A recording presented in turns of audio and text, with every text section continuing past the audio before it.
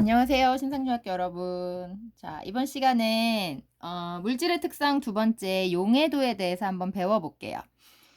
자, 우리 지난 시간까지는 밀도에 대해서 배웠는데요. 밀도, 용해도, 끓는 점 이런 것들을 물질의 특성이라 하고 다른 물질하고 구별되는 그 물질만 가지고 있는 성질을 물질의 특성이라고 한다고 했죠.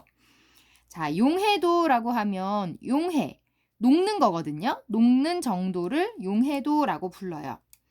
자, 우리가 지난 시간에 설탕을 가지고 밀도탑 실험했을 때 설탕을 물에 녹여서 설탕물을 만들었죠. 이렇게 설탕이 물에 완전히 녹아서 섞이는 그런 현상, 그래서 설탕 입자가 보이지 않게 되잖아요. 요런 현상을 용해라고 해요.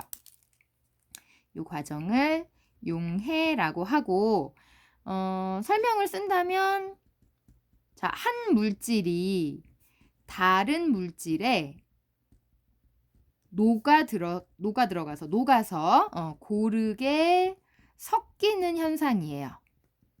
섞이는 현상을 용해라고 해요. 우리가 작년에 얼음이 녹거나 뭐 이렇게 고체 상태가 녹아서 액체 상태가 되는 과정을 부르는 상태 변화 이름이 있었는데 뭐였는지 기억나나요? 융해라는 게 있었죠. 그거는 그냥 고체 상태의 물질이 녹아서 액체 상태가 되는 거였고요. 용해는 한 물질이 다른 물질에 녹아 들어가는 걸 용해라고 해요. 조금 다르죠. 자, 그럼 이때 설탕처럼 녹는 물질이 있어요. 이거를 용질이라고 부르고 물처럼 다른 물질을 녹이는 요런 물질을 용매, 그리고 용질이 용매에 완전히 용해돼서 섞여 있는 상태를 용액이라고 불러요. 자, 이 용액은 크게 나누면 둘로 나눌 수 있는데요. 하나는 포화용액이에요. 포화용액은 뭐냐면 우리가 물에다가 설탕을 넣고 계속 녹일 때 설탕을 무한정 넣는다고 다 녹진 않잖아요. 어느 순간까지 녹다가 더 이상 녹지 않게 되거든요. 너무 설탕이 꽉 차게 다 녹으면. 자, 이렇게 용질을 최대로 녹인 용액을 포화용액이라고 해요. 더 이상 녹지 않을 때까지 용질을 최대로 녹인 용액. 이걸 포화용액이라고 하고 포화용액이 되기 전까지는 불포화용액이라고 불러요. 그럼 불포화용액이라 그러면 용질이 포화용액보다는 더 적게 들어가 있겠죠. 포화되기 전 용액을 불포화용액이라고 불러요. 자, 그럼 이제 본격적으로 용해도라는 게 무언가 설명을 해볼게요. 자, 용해도라는 건 녹는, 용해되는 정도를 나타내는 건데 설탕이 물에 녹을 때도 뜨거운 물에 녹일수록 설탕이 더 많이 녹거든요. 그러니까 온도에 따라서 용해도라는 건 좀 달라요. 그래서 용해도다라고 말을 할 때는 온도를 딱 정해줘야 돼. 그래서 어떤 특정한 온도에서 자, 용매 100g에 최대로 녹을 수 있는 양. 자, 최대로 녹을 수 있는 녹는 물질은 용질이라 한다 그랬죠. 그 어떤 용질의 그람수, 몇 g인지를 나타낸 게 용해도예요. 그래서 얘는 일정한 어떤 온도와 그다음 녹는 용매를 딱 정해주면 설탕은 뭐 만약에 50도의 물 100g에 녹인 설탕이다. 그러면 우리 집에서 녹이나 뭐 철순의 집에서 녹이나 뭐 서울에서 녹이나 미국에서 녹이나 설탕이라는 애는 항상 그 온도 물 100g이 되면 똑같은 양만큼 녹기 때문에 이거는 물질의 특성이 될 수 있어요. 그 설명을 한번 써볼게요. 자, 일정한 온도와 일정 용매에서 항상 일정해요. 용해도라는 게. 그러기 때문에 얘는 물질의 특성이 될 수 있어요. 자, 요런 용해도가 그냥 표로 나타내기에는 너무 값이 많아요. 왜냐면은 만약에 설탕이다. 그럼 설탕이 0도에서는 몇 그램, 뭐 1도에선 몇 그램, 2도에서 몇 그램, 뭐 10도에선 얼마, 50도에선 얼마, 온도마다 이 용해도 값이 계속 변하기 때문에 표로는 잘 나타내기가 힘들고 얘를 그래프로 많이 표현을 해요. 그래서 얘를 그래프로 나타낸 걸 우리가 용해도 곡선이라고 불러요. 자, 용해도 곡선에서 항상 기준은, 용해도에서 기준은 우리가 용매 100g이라고 했죠? 그러니까 보통은 우리가 물에 녹인 그런 용질들의 용해도를 많이 보기 때문에 보통은 물 100g을 기준으로 많이 해요.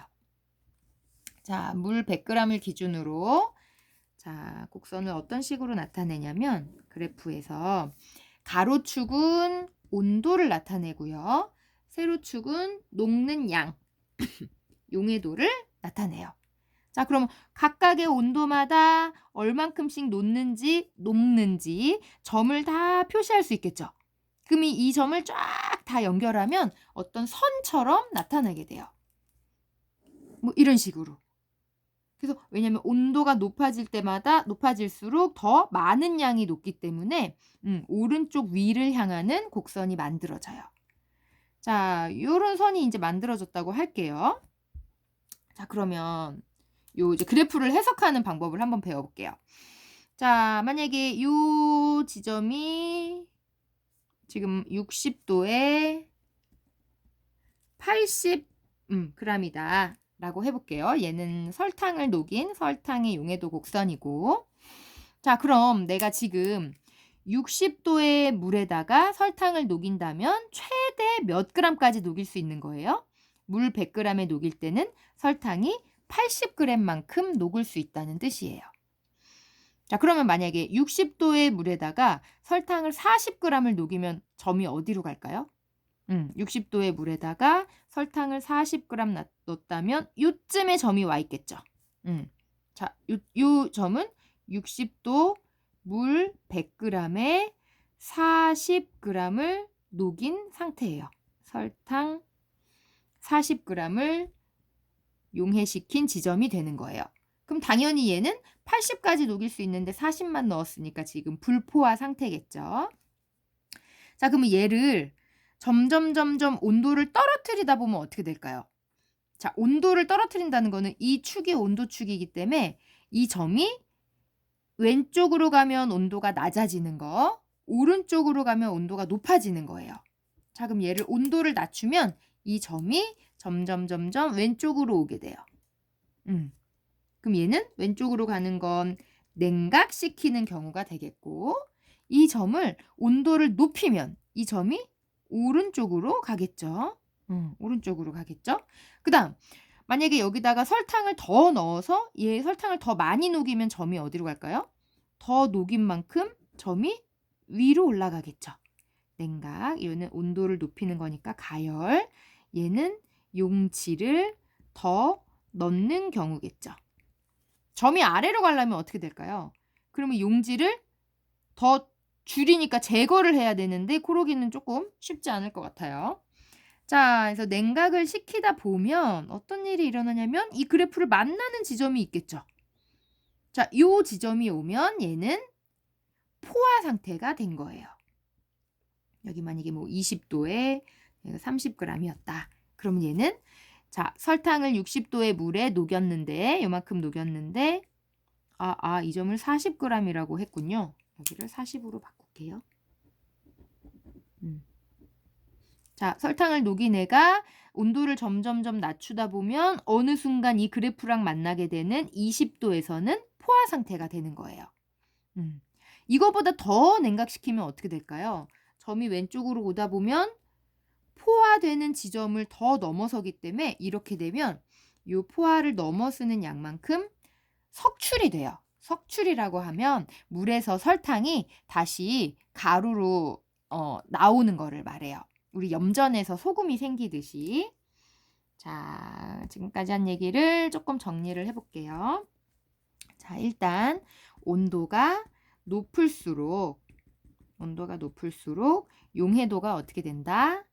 용해도가 커진다. 커지는 정도는 물질마다 달라요. 설탕 같은 경우는 이렇게 많이 늘어나고 소금 같은 경우는 쪼끔밖에 안 늘어나기도 해요. 자, 그러면 문제를 하나 내 볼게요. 자, 만약에 60도씨의 물 100g에 설탕을 80g 녹였다. 자, 이 용액을 20도씨로 했을 때